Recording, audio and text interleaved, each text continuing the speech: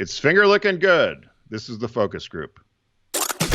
Listen, laugh, and learn. You have to drill that target audience. It's the focus group with Tim Bennett and John Nash. Until they are consuming your product, not because they love it, but because they can't escape. We're all business. Drill, baby, no more pussyfooting around. Except when we're not.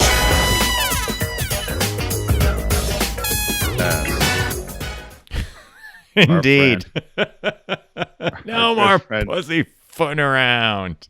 You know, that clip you used to be able to go and Google it and find it, just that piece. But now they want you to watch the whole press conference where she goes through the whole craziness with supporting the dear leader. So, hey, everybody, welcome to the focus group. Tim Bennett here with my good friend and co-host John Nash. We're here every Wednesday at 1 p.m. East. Be sure to go to focusgroupradio.com and check out all of our media, which is housed there, audio and video. How are you doing, Mr. Nash? I'm doing really good. Welcome to fall. Me and Tim consider fall and Labor Day to be our personal new year, time of renewal. Normally, it's back to school, back to doing things, summer's over, and yes, the event has changed things, and it does feel like a bit of a blur, but there are still projects people like to get done in the fall. I'm working on a few things now, and the change in temperature really, I mean, I think it's the humidity level, too, just signals like that crispness comes into the air, right? It's funny that I could actually feel it. I'm down in Delaware currently, and I could actually feel it come through in the evening. Like immediately, you felt the wind blow, and then it was cool.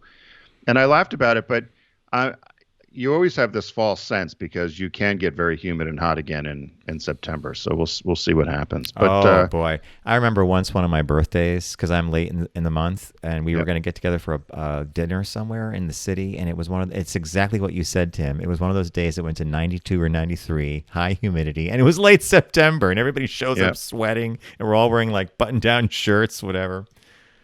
Jeez. You know, John, I have a complaint. Yes. About something. So we bought these cubes to do our show. Lumen, mine's cubes. Working fine. Yours is now on the second defective one, I'm on my right? second one that's defective, and I guess I should contact them again and have them send me another one. It keeps shutting off after like 10 seconds. I have it on the lowest setting. I can't figure out what's going on with yours. I mean, it's charged up, right? Yeah. What do you think it is? I can only imagine it's one thing. There's probably they're LED, so they get hot eventually when you run them at full bore, but at lowest setting, this thing doesn't get hot at all. So I'm kind of surprised. Mine's worked fine, and you've had a dud. So you didn't. I've had two duds. Well, yeah, this is the second dud. We have to take care of that. Hey, quickie, and this is probably for a future show. I just came across an article in Adweek, I think, where an executive is being taken out to task for saying the following. He boasted to his clients that he had no one in his company that was over the age of 30, and therefore they could deliver on the web and stuff like that. The man making the comment was in his 50s, and of course, wisely, a number of women and a lot of people in the ad industry piped up and said, whoa, here we go with the ageism again. Is our industry particularly ageist, do you think? Advertising, marketing? I think advertising is in general. Everybody's trying to chase the young demographic, which has no money. Just to let you know.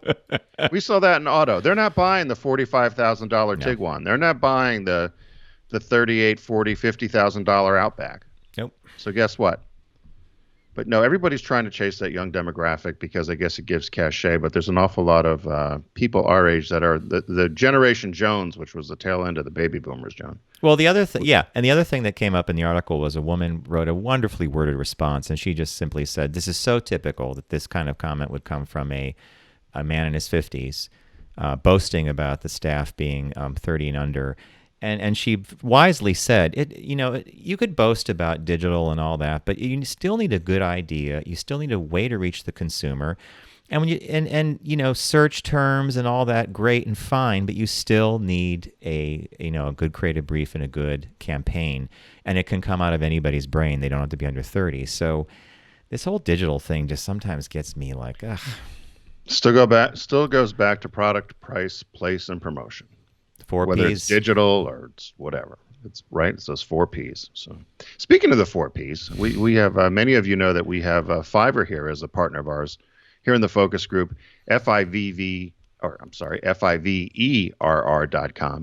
And as John mentioned earlier, in the spirit of new beginnings, which we always feel like the start of the school year or September is the time for new beginnings, a lot of agencies and a lot of companies, a lot of businesses are during this time in 2020 are either rebooting or reconfiguring their companies.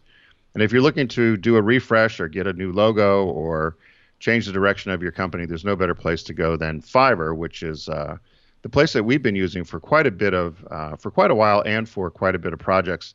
It's whether you're looking for somebody to do digital, as John mentioned, or freelancers that handle things such as graphic design, copywriting, programming, film editing, etc. We even have had somebody sign on to do a jingle at Fiverr. So it's talent from all over the world, and we can't say enough nice things about them. I still love the person who had the jingle done, and Fiverr's fantastic. Yeah, it was a gym. It was a gym in Cleveland, I think. Yeah, and I'm showing part of their website on our video feed right now, and we've used many of the services I'm showing right on their website: logo design, WordPress, which would be building some website stuff, voiceover, VO work, whiteboard, which is where people do all the imagination stuff on the whiteboard, social media.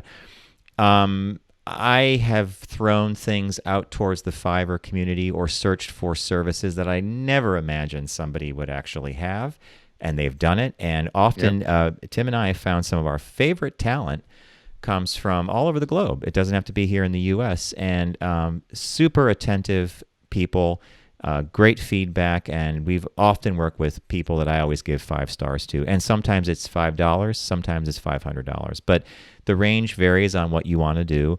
But Fiverr is like an extended talent department for almost anything you need done in your company. And right now, by the way, if you use Fiverr for the first time, you're a first-time user, use our code FOCUS, F-O-C-U-S, and get 10% off your first order. So check out Fiverr.com and receive 10% off your first order by, again, using the code FOCUS, F-O-C-U-S. And find all the digital services you need in one place at Fiverr.com. That's Fiverr.com. Code FOCUS to get 10% off your first order. Perfect. So, Mr. Nash, in this week of the end of summer, I guess, or the official end of summer, what caught your eye? What caught my eye? What caught your eye? Here's what Tim and John found. I had to think about that for a second. What caught my eye is something coming out of the UK. And basically what's happening is a lot of cruise ships are sitting idle. And so the headline reads, "Empty cruise ships are the newest tourist attraction in the UK." Floating in the distance off the coast of Dorset, England, is a collection of enormous ships. Cunard's Queen Mary II, Royal Caribbean's Anthem of the Sea, Carnival Valor, P&O's Aurora, and a whole host of other ships are just literally anchored off the coast of Dorset, idling, waiting for the cruise industry to come back when people can travel in quarters that are like a ship and do it safely. So a captain of a ferry, the Mudford Ferry, a guy named Paul Durham, saw the site one day and said, what if he offered ghost ship tours? Now, I wasn't thinking these are like ghost ships, because ghost ships are like wrecked hulls, or they're just right. But I thought it was kind of amusing. So he actually does a ferry ride now. Like he takes people around and they explore the ships, and he tells stories of his own days at sea, because he can't really talk about the ships themselves, but he talks about, his harrowing days at sea. 20 people at a price of £20 per adult, £10 per child. So, Tim, £20 would probably be about $28, maybe $30, you think? Or is the pound kind of close to the $32 or something? Who knows, right? He can't believe how this has taken off. And he gets about 80 to 100 calls a day just to and he tries to manage and get people set up. Tours about, he says he gets to unobstructed views of the giant ships, and he's allowed to be about 50 meters away. He does have a relationship with the captains of the ships, and that was the one that surprised me, because, and I'm just showing a couple pictures now in the video. Wow. The captains, apparently there are crews on these ships. I mean, they do have to orient them for any changes in weather and condition, but I thought, wow, okay, we're bringing a cruise around. Hey, Captain, can you do this? Can you wave from the bridge? The demand is unsurprising. After all, cruise ship fans are big fans. Doesn't come without challenges, though. The ships do move. Weather is a factor. But he said passengers are in good spirits and they seem to enjoy the entire experience. So I just thought it was kind of amusing. And here's one last image of, I think this is the Queen Mary or Queen Elizabeth II. Yeah, I think it's the Queen Mary too. I just think it's interesting to take something as mundane as the ships are parked off the coast of England and to turn it into and I would actually pay. I would not mind going around. Would you? I probably would. It'd be a good day out if the weather was nice. That one ship that you showed on the slide prior, that thing just looks like a nightmare to be on. This one here? Yes, because it looks like it's an 8 or 10-story building, like a floating mall. Have you ever been on a boat that big? Not this big. We did a big ship years ago. We sailed to Port Canaveral from New York on Norwegian Cruise Lines. It was a large ship, but Tim, you're not lying. I'm looking at this and I'm guessing this is a 15 to 20 story tall ship, maybe even higher. Wow. So it is remarkable that this is going on. But yeah, so that was cruises of the ghost ships. They're not really ghost ships. Cruises of the ghost ship. Good idea. Hey, listen, you got whatever you do to make a buck. I'm all for it. My story, I saw this pop up. I thought it was another one of these crazy things. It was Ohio woman calls cops to probe penis-shaped meat from store. So this woman in Ohio and Akron had bought this, which she thought was smoked turkey tails. Now, my first question is, have you ever heard of a turkey tail? Never. No. So I don't know what a turkey tail is either, but she bought it and she it says she bought what she thought was turkey tail, but instead she got the shaft. Okay.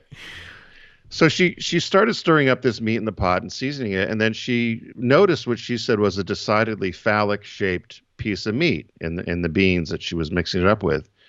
So she called the store. She didn't get any answer. The woman's name is Lamia Singfield in Akron, Ohio. She thought for sure. She started examining this piece of meat. If you're watching on the video, you'll see that John has it there on the paper plate. She started examining this piece of meat and was convinced it was the male genitalia. It was a male penis. So she didn't know what to do. She said it even had a tip at the end. So she called the health department, and calls went unanswered. So she called the police. Why not, right? They have nothing better to do. So first of all, they asked her to check her receipt. And so then she got mad because the receipt, she said she thought she bought turkey tails, but the label of the package actually said smoked pork tail. The police came. They, in fact, thought perhaps it looked like a penis. She's convinced them and convinced the police it was a penis. But then they wanted to make her house a crime scene, take her pot and everything, see what's going on. So the police ended up, after they were there for a while, she said they had their gloves on. They were out in the car frantically Googling to see what this might be. They sent it to the medical examiner's office in the Akron area, and in fact found out that it was really just a piece of pork. And she's convinced that still, though, now it's not. It's a member of male genitalia, and she's suing the Save-A-Lot because she still thinks that this was not a piece of pork. And of course, her calls have gone unanswered at the grocery store. They said that regardless of what somebody may have said or something may have been mislabeled, we take the utmost care in our packaging and our products. And this is all much to do about nothing. Can you imagine calling the police? No, and not for something as mundane as this thought that. And let's just not forget that it was sent out for analysis. It came back and it was piece of pork shown to be exactly what it was a piece of meat somehow. So yeah, that's a good one. When you sent that over to me, I thought, where do you find this one? This is It was actually CNN. And then I thought, sometimes I think these stories are far-fetched. So then you Google it, and sure enough, you find all these other stations that had picked it up. And then it was in the New York Post, which put its own little colorful flair on it with shaft and probe and all that stuff that like you'd expect the Post to do. So yeah, that they are wanting to do, right? Exactly. So business birthday today. Everyone does celebrity birthday greetings, but the Focus Group is the only show in the universe that celebrates business birthdays. So Colonel Harland David Sanders, you know him as Colonel Sanders, born today, September 9th. He was born in 1890. He died at the age of 90 in 1980. So Colonel Sanders was, of course, best known for the founder of the fast food chicken chain, Kentucky Fried Chicken, or also now known as KFC. and he became a brand ambassador in later life. And for the last 20, they said for the last 20, 25 years of his life, he continued to only wear that white suit out in public. He would only wear that either. He was like the new Steve Jobs. This is his uniform, right? He knew what to wear every day. He just had to bleach his hair and mustache, they said, as he got older. They said his name and his image are still symbols of the company. The title Colonel, though, was just given to him by Kentucky. It was not a military rank. The state of Kentucky had named him Colonel. He had a number of jobs in his life. He was a steam engine stoker, an insurance salesman, worked at a Shell station. He began selling fried chicken from a roadside restaurant in North Corbin, Kentucky, during the Great Depression. And his big secret was that he said he had a secret recipe, and he had patented this method of cooking using a pressure fryer because it was quicker. And then he came up with the idea of franchising in 1952. It's the first Kentucky Fried Chicken franchise opened in Salt Lake City, Utah. And so he continued for many years being spokesperson. He ended up selling the company in 1964, so only 12 years later, when he was 73 years old. He sold the company to a group of investors for only $2 million. Can you imagine? Whoa. Only $2 million. Do you have numbers for what the franchise is worth today or the company's worth today? Yes. So today it's by the time of his death in 1980, there were estimated 6,000 KFC outlets in 48 countries with a value of $6.2 billion. So it probably wasn't a good idea to sell. He sold it and then maintained operations and control of the Canadian franchises, but obviously the population not as big as that in the U.S. And in later years, he was very critical, even though he wasn't part of the company, but he was still used his image and he was still used in marketing. They said as late as 1979, so a year before he died, he would make, certainly not sanctioned by the owners, but he would show up at these Kentucky Fried Chickens in his outfit and make these surprise visits. And if he was disappointed with the food, he would yell out, "Goddamn slop," and throw it on the floor. So he was sued because he was very critical of what he felt that the new owners of Kentucky Fried Chicken were bastardizing his recipes and trying to cut corners, and it wasn't good. He said the gravy tastes like wallpaper paste. He said it only cost him 15 to 20 cents to make. Sounds like he was quite a character. Yes. He's one of these guys. He died of leukemia in 1980. In 1980 at 90 years old. But the one issue with him, he's one of these birthdays that we do where I'm giving a very, very Cliff Notes version. You can go, there's reams and reams of information about him and how he started the franchising. But the one thing that stuck out to me, and it's kind of threaded throughout the bio here, is he got married. His daughter tells the story that he got married and immediately felt that his wife wasn't able to keep up with his excessive demands in the bedroom. It's probably why he's friends with Falwell. It says he was friends with Falwell and Billy Graham. So he brought in a mistress. And the wife knew that the mistress was there. She kind of refused to accept it, but she knew that she wasn't able to physically satisfy his sexual needs all the time in their marriage. So the colonel had a mistress, very openly had a mistress and his wife. He did divorce the wife, married the mistress, but still had both women around and even took them both to the Reagan inauguration. The mistress and the wife. This is actually like, if I went to Wikipedia or I would read about this. You're not going to find that on Wikipedia. I found. Where did you find that? You'll find that he had a mistress in Wikipedia or whatever. But I started poking around when I saw that and tried to figure it out. And then the daughter has put out this tell-all book about him. And I'm thinking that's the mistress there. If you look in the video where he's shoving that chicken leg down her throat. Oh my God, is all I can say. It is. That is.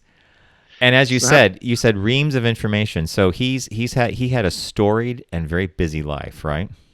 Yeah, I mean, the amount of jobs and things he had. I mean, he was accused of murder at one time because an employee was killed while he was on site. And I mean, it goes on and on and on. He's one of these characters that's just done so many things and had so many stories and, stops and misses. And could you imagine being a franchise owner and one of your staff, Intercom goes off. The Colonel's here. Colonel and said, this "Well, is he's not after supposed to he be the sold. crazy coot." Yeah, the Colonel's here. Oh boy, clear the dining room because he's going to complain about the food because I guess he was so in love with the franchise he started that after he sold it, he wanted to make sure the standards were met, right? Still wandering around. It'd be like if you played Ronald McDonald and you still have the outfit, right? And just started showing up and making appearances at McDonald's. Here I am. My God. By the way, that's a side note. Did you ever see? I saw one time on remember Cops? They don't show it. They don't do Cops anymore. I don't think because of what's going on with There's police. been a couple of derivatives, but the original was you were on patrol with right.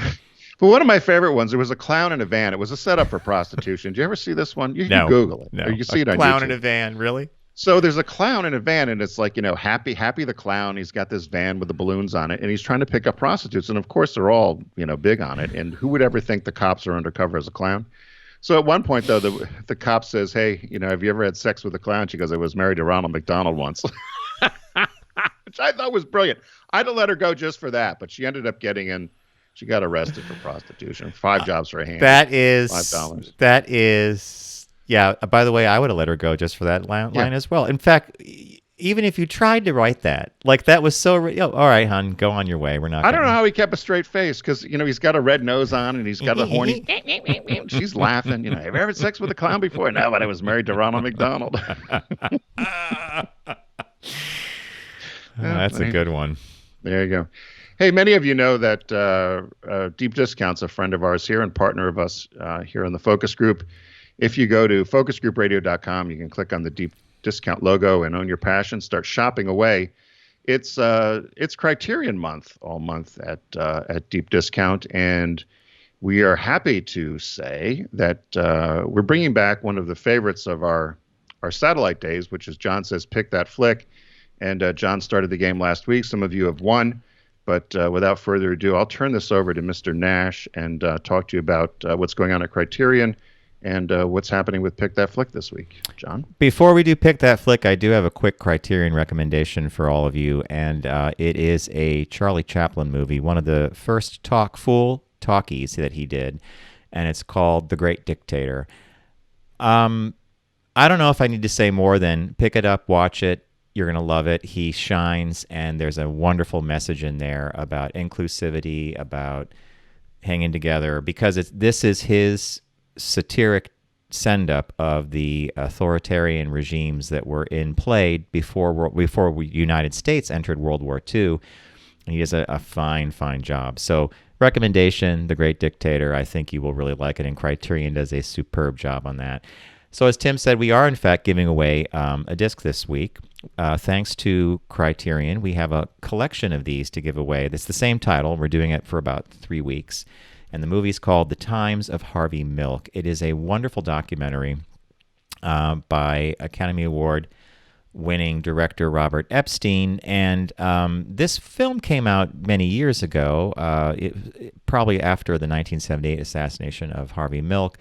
And this release has some fantastic documentary add-ins that just add more dimension to the story, and the print has been remastered. The sounds great, looks great. So we're going to be giving copies of this away, and the way the game works, if you remember from our satellite days, is we're going to play a clue for a film, about 8 to 10 seconds long. If you know where this came from, what movie it came from, let us know. Just send us the name of the movie at letters@focusgroupradio.com. That's letters@focusgroupradio.com. If it's an email you use all the time, and I can return it and say, hey, you won, and I'll ask you to provide a mailing address, great. If not, if you feel it's not something you check all the time, you might want to include your mailing address. We're only using it for the purposes of sending the discs out. This week, this is going to be a hard one, and this is a sound effect. So it's not dialogue-based, it's sound effects. So here we go with the clue.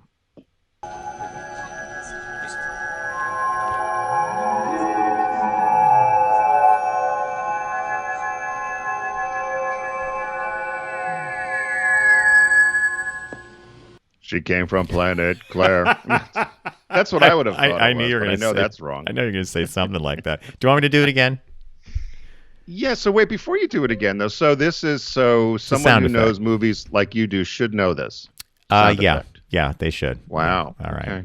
Well, sometimes Bob says to me, because the real game is John tells Bob to pick that flick. Bob says you can't make it too easy, but I don't know. Well, this was not for me. This would be a hard one. All right, so here we go.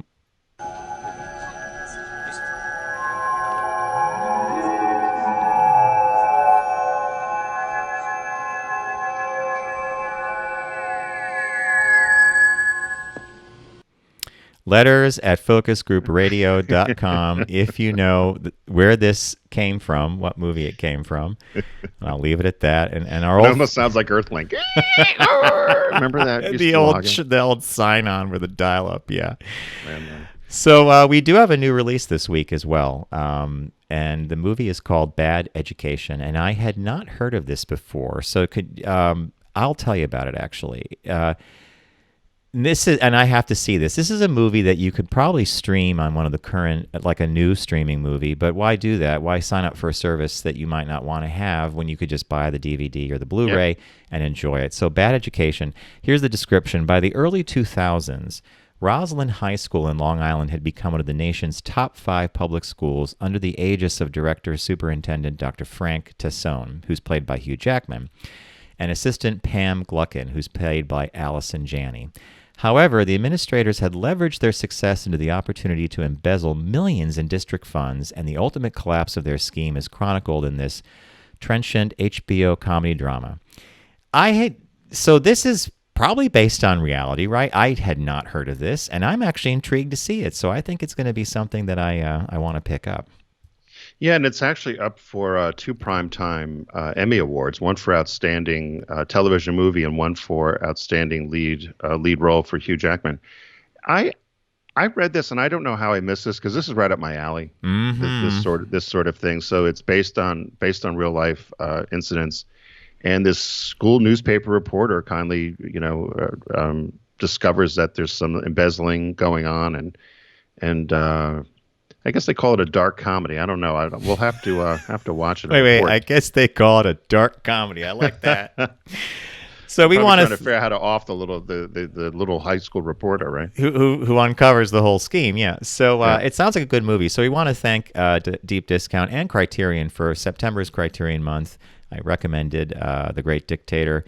Something, if you haven't seen it, it's a talkie, and it's Charlie Chaplin, and it pluses his performance not only as an amazing silent pantomime actor, but as an actor in general. And the release this week is Bad Education. Of course, we're giving away a disc as well, The Times of Harvey Milk. If you guessed the clue that we played earlier, it's letters at focusgroupradio.com. We are going to take a very quick break, and when we come back, Tim has 3 quick and very fun shop talks for us. So stay with us, and we'll be right back.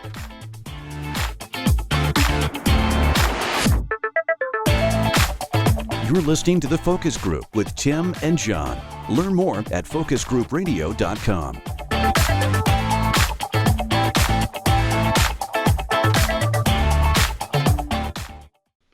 Now, back to The Focus Group with Tim and John. Glamour today is nothing but a tight skirt, loose hips, and wet lips. An entertaining look at the world of business. Make it work. Make it work. Make it work.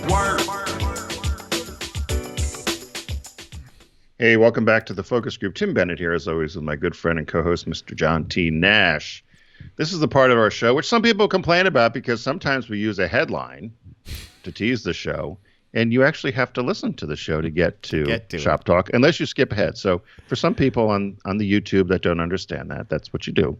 Sometimes there's a tease, and it's later on in the show. It's called a tease, right, John? It's a tease, yeah. So this is Shop Talk. So there are 3 stories, 3 little business stories. Well, we'll share them with you and see what sort of response they we have. The first one, everybody loves to get a new car, and everybody loves getting in a new car, and there's that new car smell, right? How many times? I often wonder why you can't keep that smell for a long time. Can't you just almost you want to buy it in a can, right? Right. And so Hyundai's got this new big SUV crossover called the Palisade. And a lot of owners are complaining that the car, after a few hundred miles, starts to smell almost like garlic breath, old worn socks, rotten produce, and they can't seem to figure it out. So a Hyundai spokesperson did acknowledge that they were working on identifying where this odor problem had come from. and trying to figure out what a fix is. I'm not sure. So here's the issue here. If you're a manufacturer of anything, so this is probably a $40,000 vehicle. You spend all this money. It may look great, fits all your needs. It's safe. All the other stuff that hits your buttons, but something as innocuous as a smell, which is horrible, particularly if it's offensive, and it could derail the whole ownership experience of the car. And so you would have thought that in testing, that maybe this would have come out sooner, because obviously before these cars go on sale, there's usually lots of testing that goes on and prototypes and dealers driving them and staff driving them. So I'm surprised this didn't identify itself earlier. Yes, especially if they did test drives for the press, if people had it for a while, like a car and driver or something. You know, there's a part of the article that was interesting, and it said the smell typically surfaces a few weeks after the SUV is purchased, according to a complaints forum. And some owners are even saying that after nearly a year of owning the car, the smell isn't subsiding. The two data points are fascinating to me. So the smell appears after a few weeks. Now, that's kind of odd to me, right? Right. So if you're trying to troubleshoot this as the manufacturer, what is it about the driving and the ownership experience that somehow gets this smell going? Because it's either embedded in something. So they've looked at things like the headrests. There have been drivers of the car or owners who have taken the headrests off and isolated them, put them in a garage or something, and they still smell. They're trying to, but people quickly probably gravitated to the notion that it was somehow the fabric or the seats. I guess that's my takeaway here, right? Yeah, they said the funky smell appears to be limited to the Palisade that's equipped with the premium Napa leather seats. Yeah. And it becomes strongest after the vehicle's been driven a few thousand miles. So once the leather is getting broke in, so whether it's a leather headrest or it's just the leather in general, my guess is the fix would have to be, if that is the case, that the leather is an issue and they're going to have to replace all the seating, which is quite expensive because, unless you say to somebody, here's an air freshener, but what are you going to do? And Tim knows from his auto days that these are sub-assemblies often, the seating, and they get put in on during the assembly of the car, and so it's a stage of the production, and to pull those all out and to put them back in, that's going to be that's a dealer nightmare, right? Well, not only that, think about any car that if you had to replace all the seats, and we're not just talking about the leather, right? You'd have to take the full assembly out. Yeah. So think about the space that would take up, the amount of space that would take up. And so it sounds like they've got a little bit of a nightmare on their hand. But I know I would be very upset if I had a car that's, smelled like stinky feet or garlic or something, wouldn't you? Or fresh garbage. I mean, there's the number, the way they've compared the smell, it's basically a stinky environment. Yeah. What's our next one? This next story I picked because I worked with a couple of crazies that were part of this group, which I just would shake my head at. It's Christians Against Dinosaurs. So the Christians Against Dinosaurs. And that's the group, by the way. People listening, that is the name of the group. It's called Christians Against Dinosaurs, right? Yeah. It's an online group called Christians Against Dinosaurs, and they've denounced a popular T-Rex statue that sits outside a local McDonald's in Tucson, Arizona, and they want to call for its removal. So this group, the Christians Against Dinosaurs, actually believe that dinosaurs never existed and it was a hoax made up by the liberal media to go against religion. So have you ever heard of these crazies? I don't even know how I would react as the franchise owner. And in fact, a lot of the back and forth with this group was, are you putting us on? Is this a joke? Do I need to really take this seriously? And they were dead serious, because I think we all kind of understand the record of our planet, and that includes the age of the dinosaurs, and we have fossils from all over the world. It's a pretty big hoax to pull that one off, right? You mean fossils from all over the world at all different layers when they dig down. And they think that what they want as a compromise is they want if the dinosaur stays, they want a plaque put on it saying that it's a fictional character. Yeah. How do you even, as a business owner, how do you even react to something like that, right? Well, they're saying they recognize that dinosaurs are not supported by anything scientific. They're a parlor game that got out of hand. So I worked with, and the guy was a CPA and his assistant, and they were both a part of this group. And I thought it was a joke. We were all having lunch one day, and they were talking about how the dinosaurs were a hoax, and that these bones that were found. Because somebody said, "What about fossils and bones and things that are found?" No, those have all been buried. All buried by the first the first living thing on Earth was Adam and Eve, and that was it. And I just remember sitting there saying, how do you ever have a conversation with somebody? I don't know. I can imagine you, John.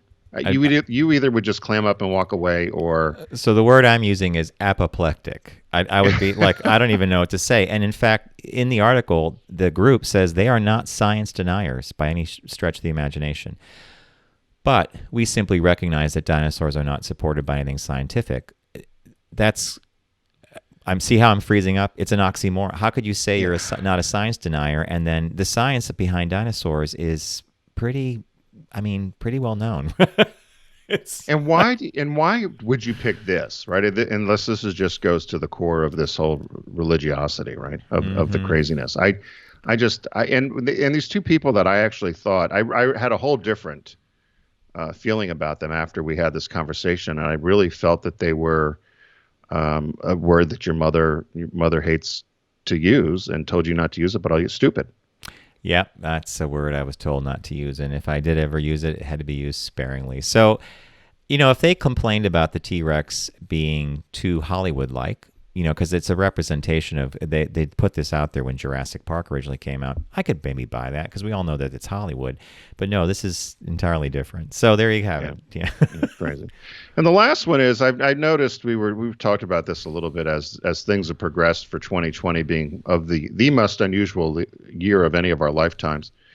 That perhaps they're pushing the seasons. I know Costco, for instance, had Christmas ribbon out in end of July. And quite frankly, as John and I have said, if it helps push the year along, we're all for it. And so there's a radio station that has actually agreed, and they just started. So for the next 4 months, if you want to listen to Christmas music, there's a new station that started online from Bauer Media, and they're playing Christmas music 100% of the time, and to put you in the spirit and the mood. So September, October, November, December, log on and listen to Christmas music. Something. When you sent this article, I was literally just getting to go out. As I got your email, and it was Saturday. I was getting ready to go on a bike ride, and I'm on this 39-mile ride, and I'm riding along, and I start humming "We Need a Little Christmas." Oh, yes, we need a little Christmas right this very minute. And that's a classic Christmas tune. I don't know if anybody knows it or not, but it came from the musical version of Mame. I think Angela Lansbury performed it originally, and it was written for the musical version of the movie by that name. So it's a relatively recent song. I would say it's the 50s or 60s. And in Mame, that they did that little Christmas thing because she had lost her job. It was the Depression. Right. They had money was tight. The household was being turned on its head. And they decided to cheer themselves up a little Christmas. So I actually laughed to myself, and I thought, this is the least intrusive piece of news I've heard, and why not? If you feel like if you want a little Christmas music, why not, right?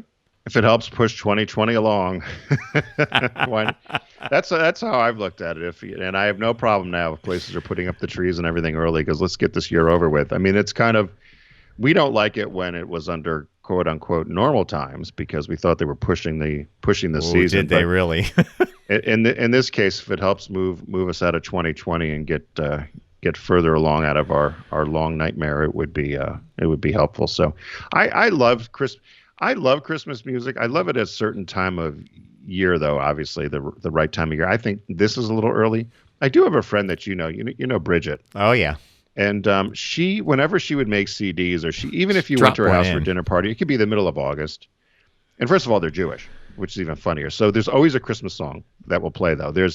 She'll have all kinds of great Annie Lennox music, or some sort of 70s or 80s rock, 90s rock, new stuff, and then slip in and Jingle Bells.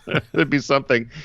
And she finds it funny. I think it's hilarious too. But there's always, so when I've made her discs in the past, I'll throw a Christmas song into a disc. She'll say, "Oh, make me some. Can you get me a copy of that album?" And I'll throw a Christmas song in with it. But yeah. I'm sure she appreciates it, right? Oh yeah, it's hilarious. I think Now, it really is quite funny. In our household, Bob is Mr. Christmas, and yes. but I only usually get in the mood for Christmas after Christmas. So sometime in January, I'm like hepped up on hearing the music. Oh, come on. I do not know why. This is the first year where my mood coincided. This past Christmas, 2019, was the only year that my mood coincided with my desire to hear the music. I don't know why, but often it trails. Can't tell you why. I'm wondering what it's going to, as we get into holiday season, for all holidays, right? Whether it's the Jewish holidays or the Thanksgiving or the Christian holidays, with gatherings, right? There's gatherings of people and there's lots of travel and all that comes with that in the next 4 months. I'm just wondering how that's going to go. We have no idea what's in store. Well, I read an article that I really did like and I smiled at, and it was commenting on how Halloween will probably go off as scheduled. Why? You think? Yeah, because there is distance built in. It's often when you trick or treat, you're outdoors, right? Right. So maybe it goes back to being a very traditional Halloween where the kids go door to door and we observe distancing and being careful. But I think that of all of them, that's probably the one you could pull off safely and happily. And it involves costumes and laughter, so I'm all for that, and candy. and Halloween is a Saturday this year, so that's even perfect timing. Perfect. A little easier. But I'm wondering, because you guys used to, you and John or your group of friends, you would all different groups of you would host kind of a progressive Thanksgiving some years. Yeah. And I'm just wondering have you guys discussed what you'll do this year? It's up for grabs. Up in the air? Yeah, it's up for grabs. But it is being discussed, so you bring up a good point. All right, folks, that's going to do it for us this week. We want to thank you for joining us here on the Focus Group. Again, focusgroupradio.com is where all our media is housed, including information about me and Tim. We want to thank our sponsors, Fiverr, Fiverr.com. If you use them for your first job, by all means use our code FOCUS, F-O-C-U-S, and get 10% off your very first order. And a big thanks to Deep Discount and Criterion. September is the Criterion month, and we're giving discs away. The Times of Harvey Milk is the title. And if you want to rewind, you'll get to the clue, and you'll follow the instructions therein. Just go backwards, and you could do that with time shifting.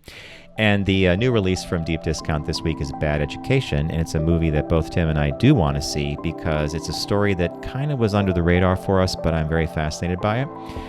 So everyone, again, thanks for taking time to be with us, and don't text and drive, arrive alive, and have a terrific week, and we'll see you in the new one.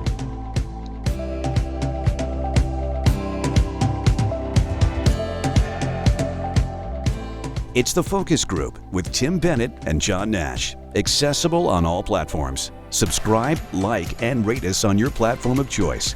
Learn more at focusgroupradio.com. That was a stunning focus group.